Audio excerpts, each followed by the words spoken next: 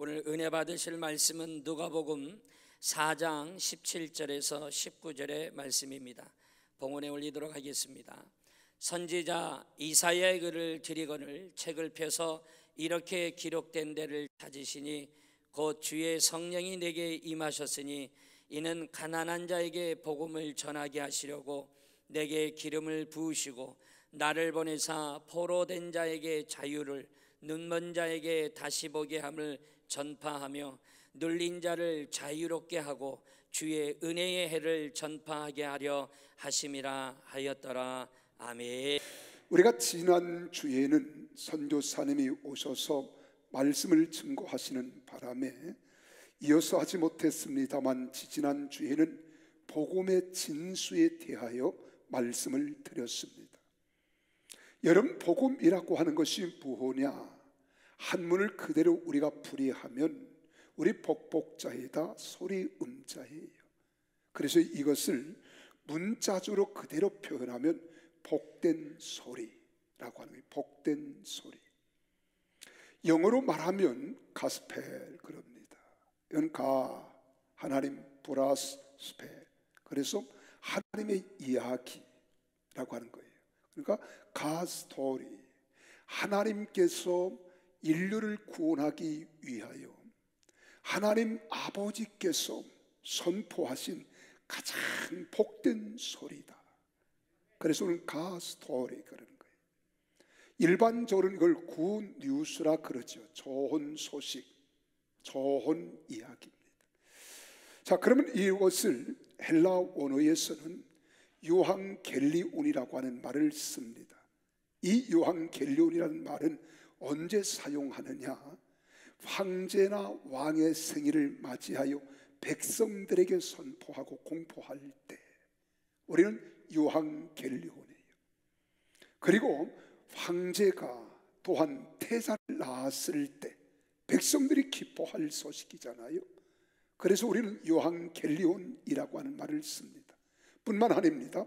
전쟁터에 나아간 사람들이 전쟁에서 전승을 거두었을 때 백성들에게 이 기쁜 소식을 전하기 위하여 말을 타고 달리며 우리가 전쟁에서 승리했다고 하는 이 소식을 전할 때 쓰는 말이 바로 유한겔리온이라고 하는 말입니다. 그래서 우리가 구약 성경을 보면은 구약 성경은 헬라 원어가 아니라 여기는 히브리어, 아람어, 그리고 일부분 이사야서와 같은 부분에서는 아람어로 기록되어 있지만 이것을 헬라 원어로 다시 번역한 것을 우리는 70인역이라고 이야기합니다.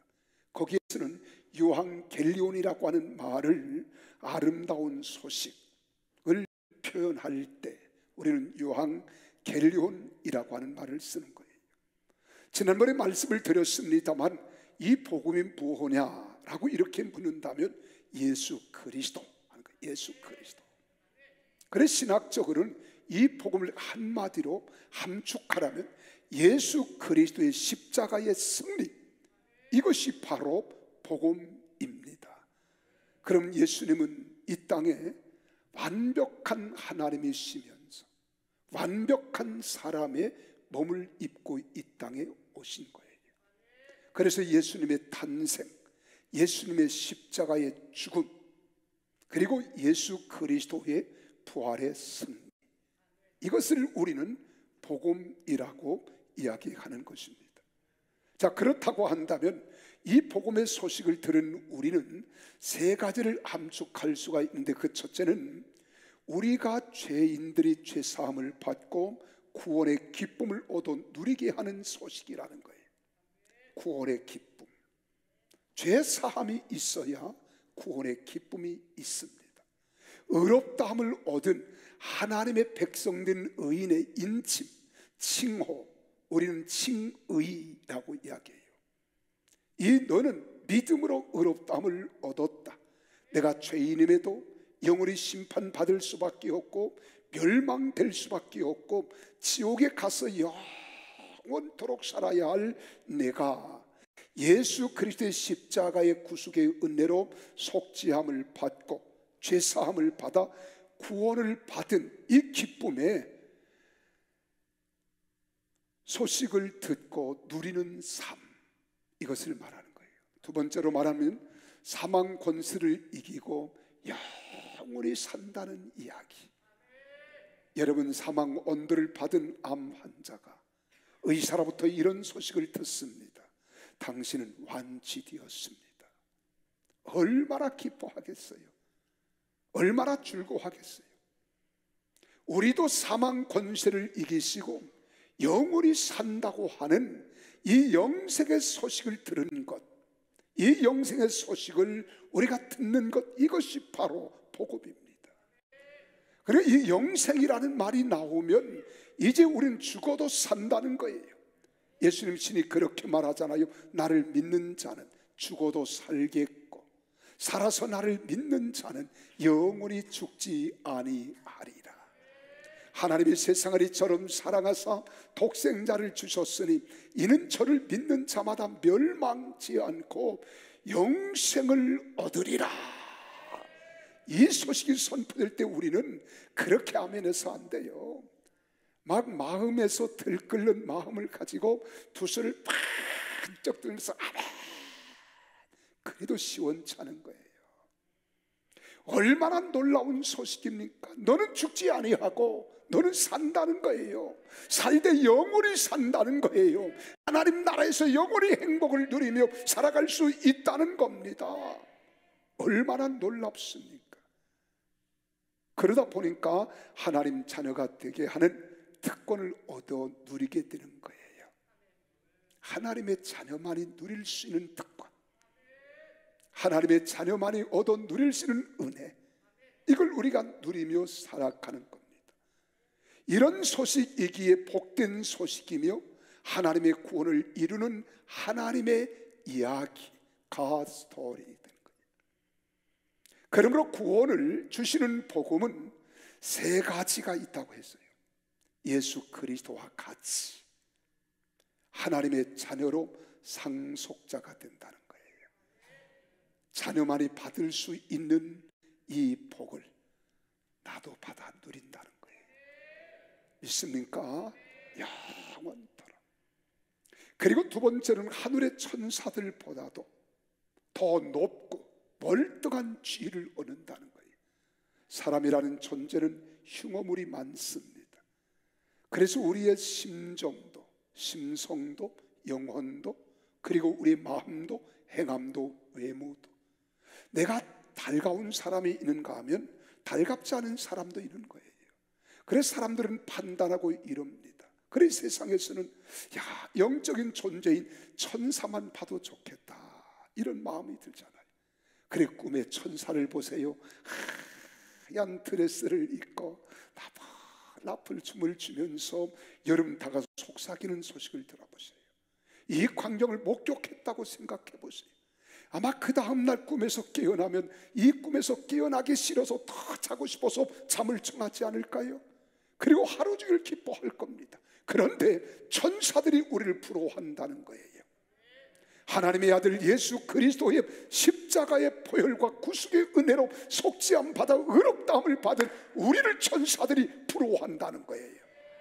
이 사실을 믿으시기를 바랍니다. 뿐만 아닙니다. 그리스도와 함께 1000년 동안 통치권을 가지고 왕노릇할 수 있는 은혜를 주시겠다는 겁니다. 그래서 복음은 모든 믿는 자에게 하나님의 능력입니다. 여러분, 복음은 인포메이션이 아니에요. 이 복음은 정보가 아닙니다. 이 복음은 어떤 자료가 아니에요. 뉴스가 아니에요. 안내서지가 아닙니다. 이 복음은 트랜스포메이션이에요.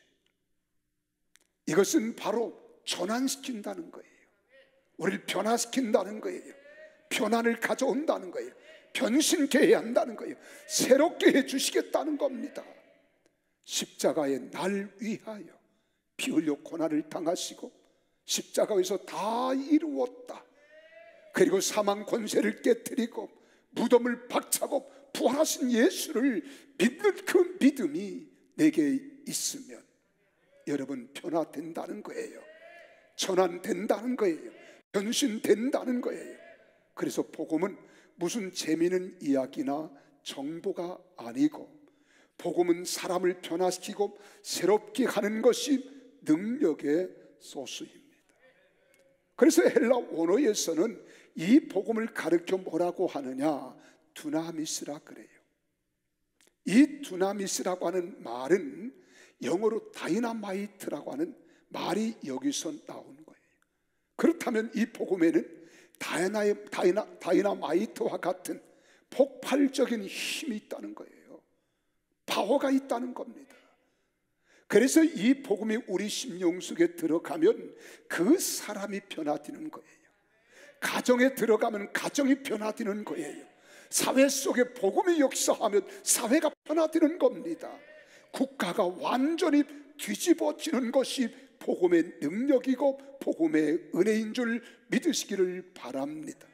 우리가 기존에 낡고 부패하고 타락한 내면을 확 뒤집어서 완전히 새로운 사람으로 변화시켜 놓는 것, 이것이 복음이에요. 그래서 오늘 이 본문은 이사야서 61장 1절에서 3절에 기록된 말씀을 인용한 겁니다. 그리고 구약에서는 이사야 60장 1절에서 3절에 기록된 말씀을 우리 같이 한번 읽어보실까요? 천천히 의미를 생각하면서 내용을 가슴에 새기면서 읽습니다.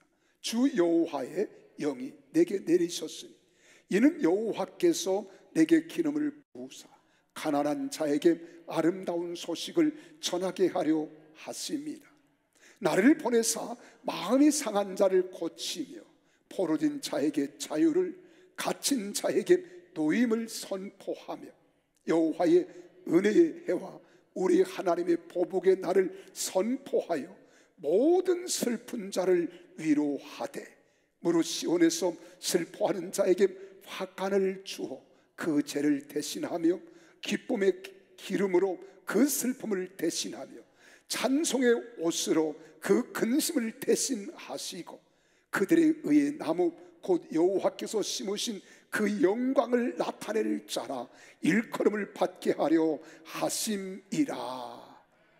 그러면 이 말씀을 한마디로 말하면 아무리 심각한 죄의 수렁에 빠져 있는 사람이라도 건져내서 새 사람 되게 하시는 능력이 있다는 거예요.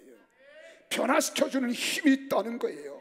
새롭게 하시는 능력이 있는 것입니다. 그래서 오늘 본문 말씀에서도 복음의 놀라운 능력을 말씀하고 있잖아요. 우리 18절 19절에 기록된 말씀도 함께 읽습니다. 시작. 주의 성령이 내게 임하셨으니 이는 가난한 자에게 복음을 전하게 하시려고 내게 기름을 부으시고 나를 보내사 포로된 자에게 자유를, 눈먼 자에게 다시 보게 함을 전파하며 눌린 자를 자유롭게 하고 주님의 은혜의 해를 전파하게 하려 하심이라 하였더라. 할렐루야. 그리고 이 복음은 능력이래요. 복음은 능력이에요. 복음은 능력이에요. 이 복음이 들어가는 곳, 복음이 닿는 곳, 복음이 임하는 곳에는 반드시 하나님의 영인 거룩한 진리의 성령 되시는 성령님이 역사해 주시는 거예요. 그래서 복음은 바로 어떤 역사, 어떤 능력을 가져오냐? 첫째는 복음은 회개의 능력이 있습니다. 회개의 능력, 우리 개인의 마음을 바꾸어 놓을 수 있는 능력, 우리 심성을 변화시킬 수 있는 능력, 아무리 악한 사람일지라도 선한 사람으로 바꿔 놓을 수 있는 능력이 이 복음 속에, 말씀 속에 있음을 믿으시기를 바랍니다. 우리가 사도행전 2장 1절에서 4절에 보면 여러분, 예루살렘 마가 다락방에서 예수님의 제자들과 어머니 마리아와 많은 여인들과 한 120명이 성령을 충만히 받습니다. 그리고 베드로가 나가서 거리 다니며 복음을 전파하는 장면이 37절부터 47절에 기록하고 있습니다. 이 37절에 보세요. 뭐라고 이야기했습니까? 설교를 들은 예루살렘의 수많은 사람들이 마음의 찔림을 받기 시작합니다. 그래서 거기에 그렇게 말하잖아요. 그들이 이 말을 듣고, 이 말은 이 복음을 듣고, 이 말씀을 듣고 그들의 심정에 변화가 일어납니다. 어떤 변화입니까? 마음에 찔렸다는 거예요. 여러분, 이 찔렸다고 하는 말이 무엇입니까? 반응이 나타난 겁니다. 이 말씀은 그들이 베드로가 전하는 복음을 듣고 자신의 죄를 깨닫고 양심의 가책이 되었다는 거예요. 양심의 가책이 되니까 그들이 표현한 것이 우리가 어찌할꼬, 지금 그들이 표현하는 겁니다. 이 말은 어떤 말인가요? 그럼 어떻게 하여야 우리가 되겠느냐? 지금 여기 예루살렘의 수많은 사람들이 베드로의 설교를 듣고는 도움을 청하는 겁니다. 마음의 심리적 변화가 일어난 거예요. 여러분, 이 장면이 비슷한 것이 또 한 군데 있습니다. 바로 이 사도행전 7장입니다. 여러분, 7장에서는 스데반 집사님이 복음을 전파하는 거예요. 선포하는 거예요. 그때에 이 예루살렘에 있는 수많은 사람들이 베드로의 설교를 듣고는 그들이 마음에 찔렸다 그랬어요. 여러분, 사도행전 7장에서도 스데반 집사님의 설교를 듣고 그들의 마음의 심정에 가책이 왔는데 마음에 찔렸다는 거예요. 근데 그들의 반응이 달라요. 여기 2장에서는 마음에 찔려 우리가 어찌할꼬, 어떻게 하면 되겠느냐 이러고 반문하며 여기에 대한 방법을, 도움을 구하고 있는데, 사도행전 7장에서는 마음에 찔려 가책을 받았는데 그들의 반응이 달라요. 스데반 집사님을 향하여 이를 갈았다 그래, 이를 갈았다. 야, 똑같은 복음인데 오늘 이 중에도 마찬가지입니다. 똑같은 말씀을 듣고 마음에 찔리는 데까지는 같아요. 가책을 느끼는 데까지는 같아요. 그런데 내가 돌이켜야지, 내가 회개해야지, 내가 복음 안에 들어가서 복음을 붙들고 살아야지, 회개해야지 이러는 사람이 있는가 하면 누가 고자질했어? 어떻게 목사님이 내 마음을 저렇게 잘 알아? 내가 하는 게 아니에요. 복음의 하나님의 영에 의하여 여러분 마음을 두들기고 있는 겁니다. 방망이질을 하고 있는 거예요. 그리고 혹자는 그렇게 말합니다. 왜? 베드로의 설교를 듣고는 그들이 마음에 찔리고 우리가 어찌할꼬, 그리고 각각 회개하여 죄사함을 받고 성령을 받는 데까지 나아갔는데 왜 사도행전 7장에서 스데반 집사님의 설교를 듣고는 마음에 찔리는 데까지는 동일했는데 왜 이를 갈고 스데반 집사님은 이 사람들에 의하여 돌에 맞아 죽어야 됐는가? 그 차이가 뭐냐? 혹자는 그렇게 말해요. 베드로의 설교는 짧았고 스데반의 집사님의 설교는 길었대요. 그래서 돌에 맞아 죽었대요. 그냥 하는 소리겠지만은 여러분, 우리 반응을 볼 줄 알아야 돼요. 이 복음은 살아있습니다. 하나님 말씀은 살아있고 운동력이 있어 좌우의 날쌘 검보다 더 예리하여 우리 영과 혼과 골수와 관절을 쪼기까지 하고 우리 마음과 생각을 감찰하시는 말씀이 하나님의 복음인 줄 믿으시기를 바랍니다. 그래서 이 복음의 말씀이 때로는 불처럼 우리 가슴을 뜨겁게 할 때가 있어요. 냉랭한 가슴을 뜨겁게 합니다. 열심이 없는 자들을 열심을 내게 해줍니다. 뿐만 아닙니다. 때로는 방망이처럼 굳어진 심령을 부서뜨려서 교만을 깨뜨리고 아집을 깨뜨리고 자아를 깨뜨리고 돌이키게 하는 것이 하나님 말씀이에요.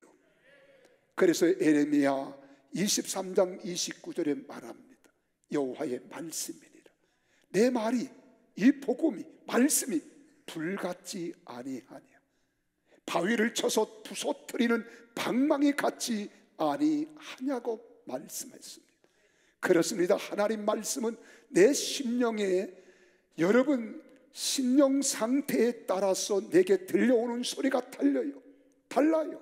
어느 때는 불같이 말 때가 있고요, 어느 때는 방망이와 같이, 어느 때는 검과 같이, 어느 때는 생수와 같이, 어느 때는 바람과 같이 내게 들려올 때 그 결과는 나타날 줄 믿으시기를 바랍니다. 그래 복음은 능치 못할 일이 없어요. 하지 못할 일이 없습니다. 여러분 1960년대를 더듬어 올라가 보세요. 아마 이를 기억하지 못하는 사람들이 있지만 몰라도 사람들이 서로 주고받는 대화 가운데 도끼로 이마가상 이런 소리 들어보잖아요. 도끼로 머리를 쳐서 죽인 사람, 살인자, 고재봉을 기억할 겁니다. 이 고재봉은 군에 입대를 했어요. 그리고 사역병으로 차출이 됩니다. 그리고 대대장님 댁에서 장작을 패는 일을 했어요.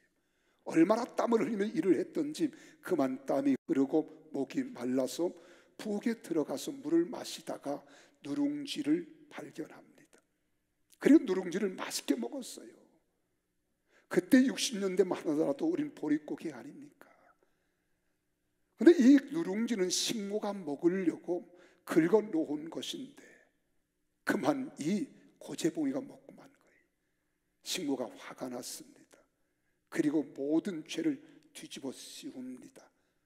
누룽지 훔쳐먹은 것 때문에 괘씸하다는 생각 속에 그 대대장 부인에게 지난번 잃어버린 라디오도 저자가 가져갔다 그런 거예요. 그러니까 부인이, 남편이 돌아오자 남편에게 이야기했겠지요. 남편이 이 고재봉을 헌병대로 데려가서 영창 감옥에 집어넣습니다. 1년형을 받아요. 세상에 누룽지 하나 집어먹었다가 1년형을 받았으니 얼마나 가슴이 분노가 치밀었겠습니까? 아마 요새 말로 칼을 갈았는지 몰라요. 그리고 1년 만에 출소합니다. 출소한 후에 대대장 집을 찾아가는 거예요. 밤중에 가서 일가족 4명과 식모 5명, 식모 하나까지 해서 5명 모두 다 도끼로 머리를 찍어 죽인 거예요. 흉악범이 됐어요.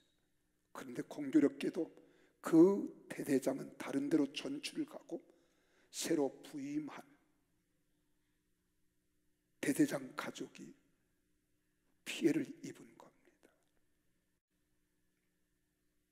여러분, 고재봉은 체포됐어요. 그리고 사형수가 됩니다. 그의 마음은 맹수처럼 돌변했습니다. 포악한 죄수가 되었어요. 사람들이 면회를 와도 면회를 받지 않아요. 많은 사람들이 이야기해도 이야기를 들으려 하지 않습니다. 전도하는 사람들이 성경을 집어넣으면 보라는 듯이 성경 장을 찢어서 코를 풀어 던집니다. 그리고 성경책을 내쳐받고 내 동경이 치는 거예요. 그리고 성경은 끊임없이 들어갔습니다. 감옥이 너무 차디찬 바닥인지라 추운 겨울에는 성경을 깔고 하는 방석으로 사용했어요. 깔고 앉고 있다가 성경에 대한 호기심이 생깁니다. 보고 싶은 마음이 심심해서 보았어요. 그 성경을 보다가 마음의 감동을 받습니다. 그때 그가 환상이 열리는 거예요. 하나님의 역사입니다. 지옥불이 활활 타오르고 고재봉 자기가 그 속에서 소리치는 환상을 보는 거예요. 고통을 당하는 환상을 보는 거예요. 그리고 깜짝 놀라서 이 고재봉이가 너무나 무섭고 두려워서 누구 예수 믿는 사람 없어? 예수 믿는 사람 누구 없어? 소리치자 비상이 걸린 겁니다. 그때 5.16 반혁명 분자로 몰려서 감옥에 들어와 있는 인수 대령이 신실한 글이 차렸습니다. 인수 대령이 그에게 복음을 전하는 거예요.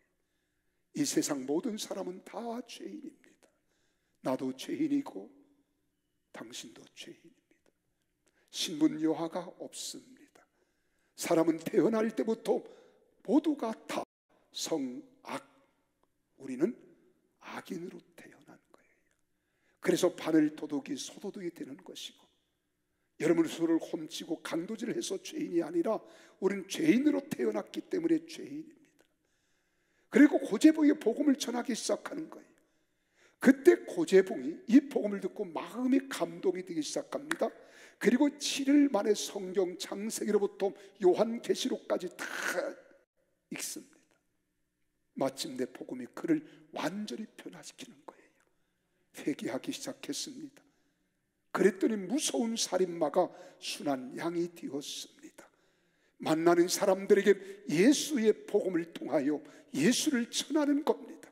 내가 만난 예수 당신도 만나시면 좋을 것 같습니다. 그리고 이제는 간수에게 이렇게 부탁합니다. 나를 통해서 내가 만난 예수 좀 전할 수 있게 해주세요. 물론 지금 교도소 안에서는 큰 화제가 됐습니다. 그 사악하고 표독했던 맹수같이 울부짖던 고재봉이가 성경을 읽고 말씀을 듣고 복음을 접한 후에 변화됐다는 이야기예요.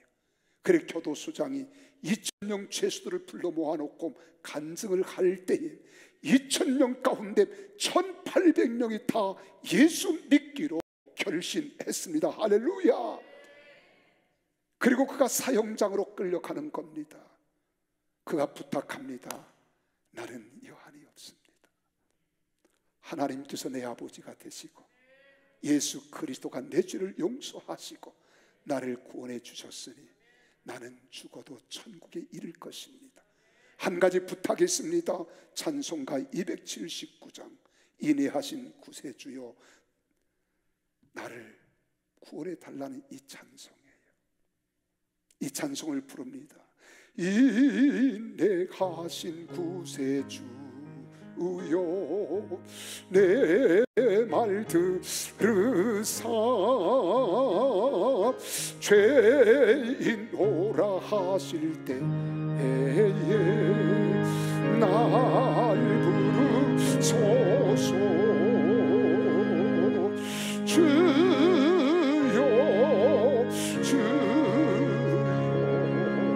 내가 비오니 죄인 오라 하실 때에 날 부르소서.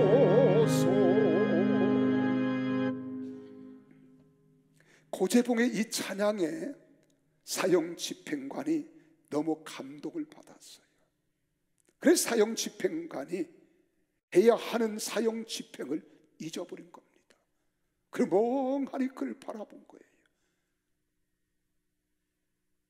그때에 사형수 고재봉이 찬송 하나 더 부를 수 있을까요? 하나 더 부른 것이 하늘 가는 밝은 길이 493장이에요. 하늘 가는 밝은 길이 내 앞에 있으니 슬픈 많이 보고 늙고 생하여도 하늘 영광 밝음이 모든 그늘에 지니 예수 꼭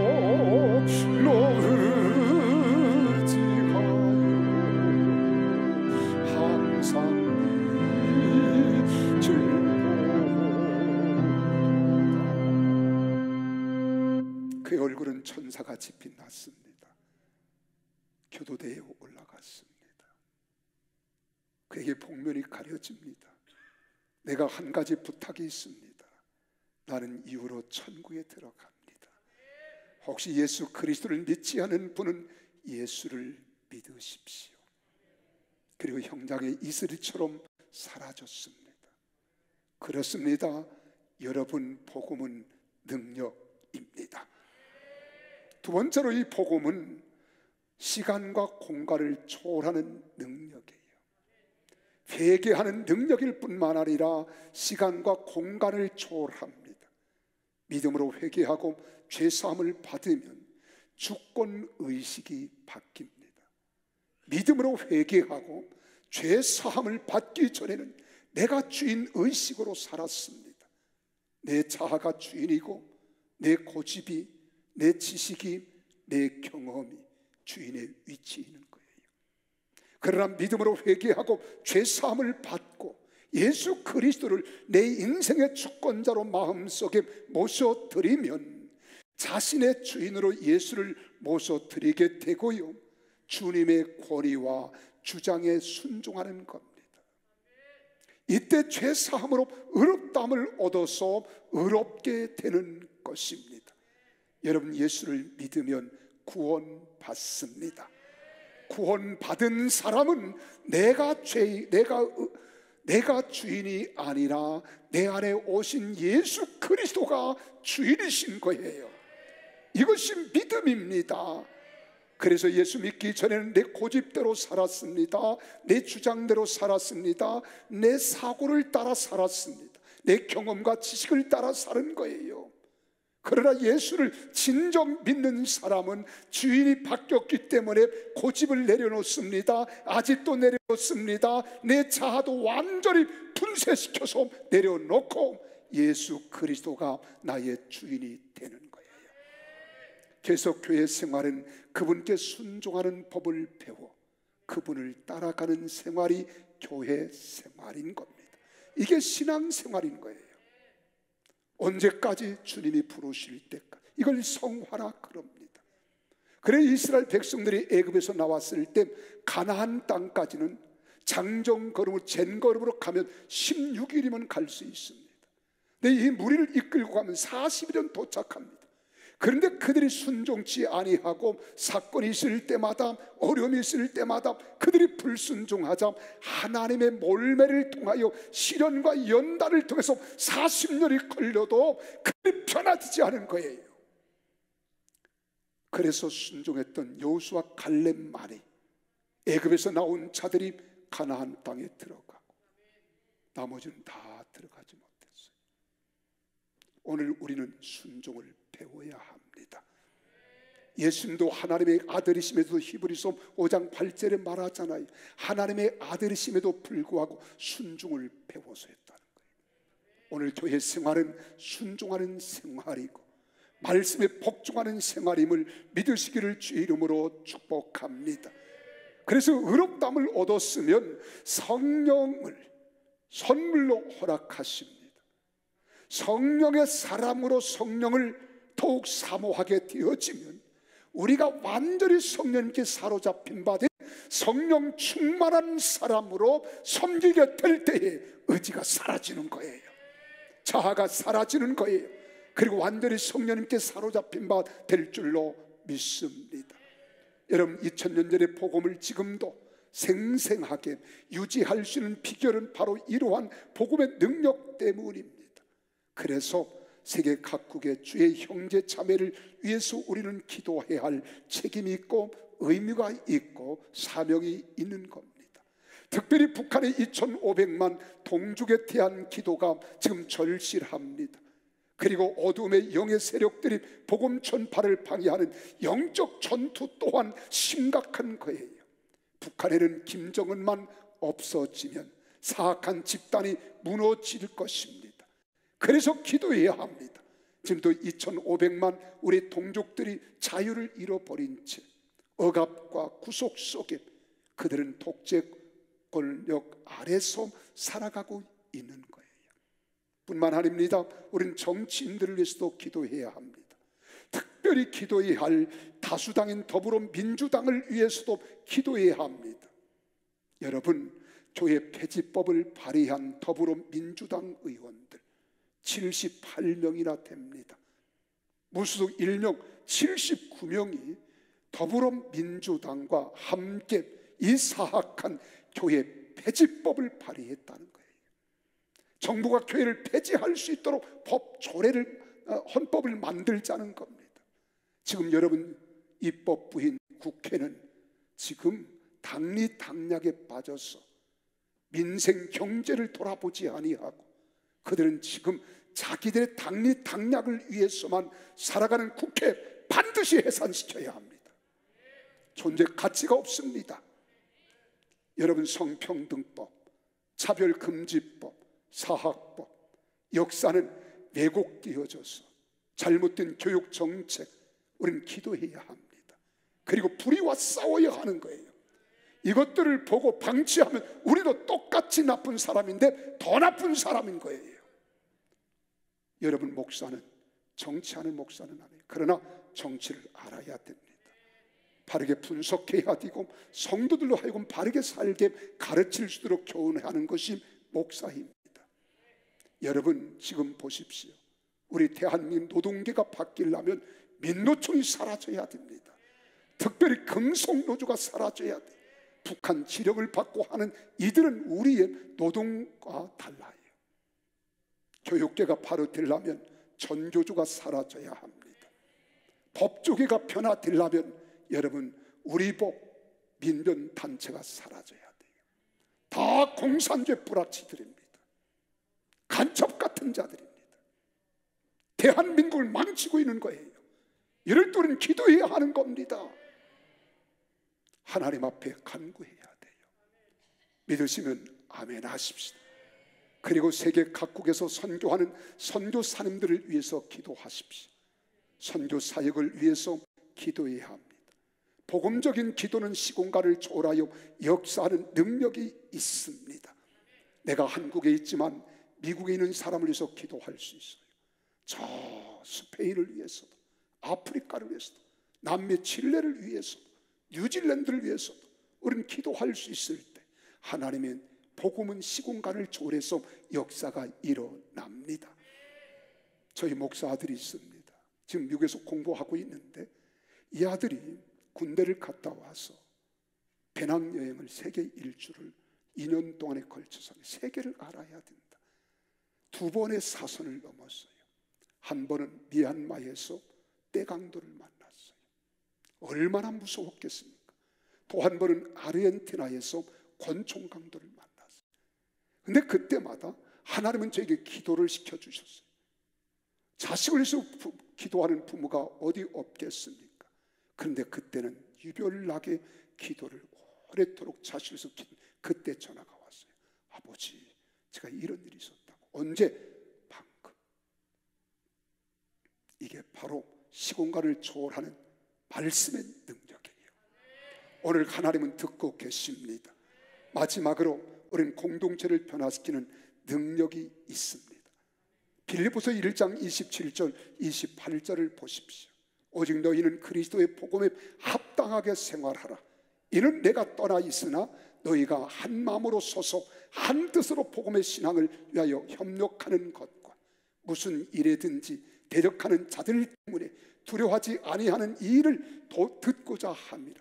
이것이 그들에게는 멸망의 증거요 너희에게는 구원의 증거니 이는 하나님께로부터 난 것이라. 믿으시면 아멘 하십시다. 여러분, 복음은 내 심령을 변화시킬 뿐만 아니라 복음이 들어가면 가정이 변화되는 거예요. 여러분, 우리 지역사회가 변화되는 거예요. 이 교회가 변화되는 겁니다. 나라가 변화됨을 믿으시기를 바랍니다. 저 남미에 가면 과테말라라고 하는 나라가 있습니다. 이 알모롱가라고 하는 시가 있어요. 이 도시는 2만 명의 시민이 살고 있습니다. 기독교인은 30년 전에 0%였어요. 그들은요, 마시몽이라고 하는 우상을 섬깁니다. 여기에 마시몽이라는 우상이에요. 여기는 우상을 도시입니다. 폭력이 난무합니다. 남자들 대부분이 알코올 중독에 빠져 있어요. 알코올의 도시입니다. 그때 한 청년, 바로 마리아노라고 하는 청년이 예수를 알게 됩니다. 그리고 예수를 믿습니다. 이 지역적 상황을 하나님께 기도해야겠다고 생각하고 이 청년이 신학을 하고 목사가 됐습니다. 그리고 영적 전쟁을 선포하는 거예요. 일주일이면 3일 내지 4일 동안 금식 기도를 합니다. 그리고 주변에 이제는 복음을 증거하여 많은 교회들에게 기도를 부탁합니다. 그랬더니 놀라운 역사가 일어났어요. 귀신들이 떠나갑니다. 병든 자들이 치료받습니다. 그러면서 핍박은 더 강성해지는 거예요. 돌 세례를 받기도 합니다.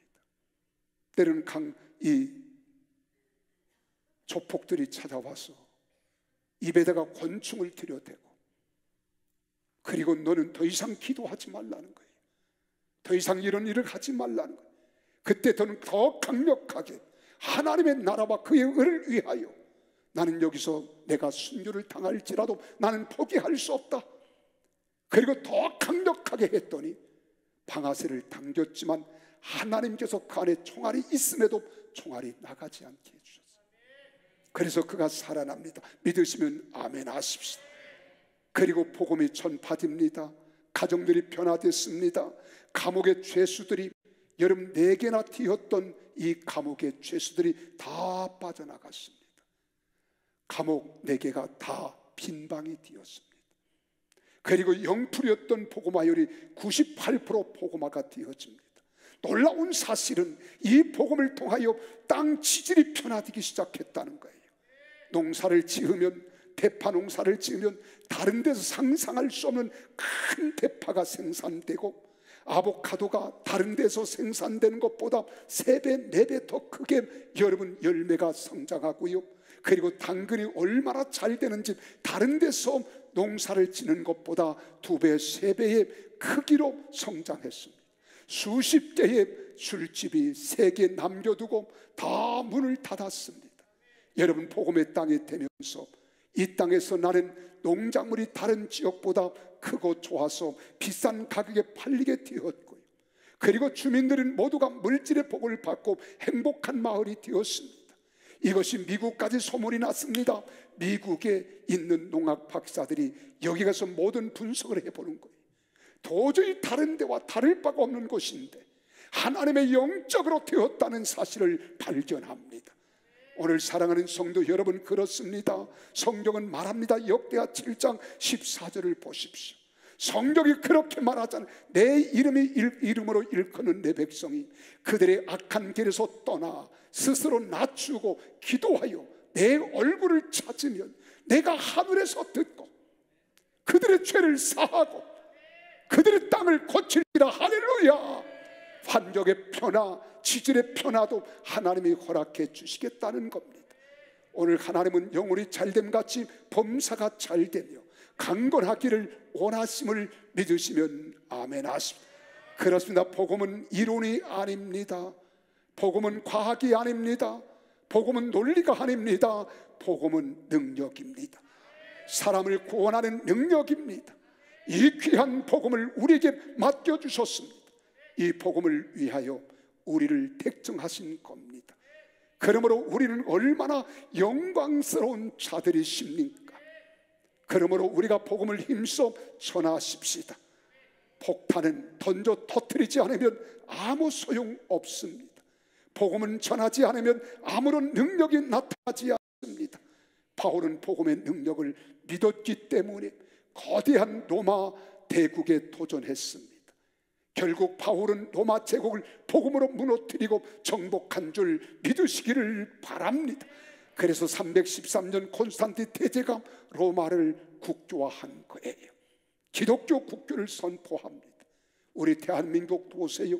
지금도 130여 년 전 이 땅은 어둠이 짙게 깔리고 있었습니다. 캄캄했습니다. 희망이 없습니다. 근데 하나님께서 언도 우드와 아펜젤러라고 하는 이 선교사님들을 복음을 들고 캄캄한 조소 땅에 복음 들고 찾아 들어오게 하셨습니다. 이 복음으로 개화시키고 변화시키도록 해 주었습니다. 그렇습니다. 우리는 이 복음의 사랑의 빛을 진 자들입니다. 우리도 이 귀한 능력의 복음을 힘써 전파하십시다. 우리를 통해서 놀라운 복음의 능력을 나타낼 수 있는 능력자, 복음의 전도자들이 다 될 수 있기를 예수님 이름으로 축원합니다. 그래서 우리 가정이 변화되고 직장이 변화되고 우리 평택이 변화되고 대한민국을 변화시키는 주역들이 되시기를 주의 이름으로 축복합니다. 기도하겠습니다.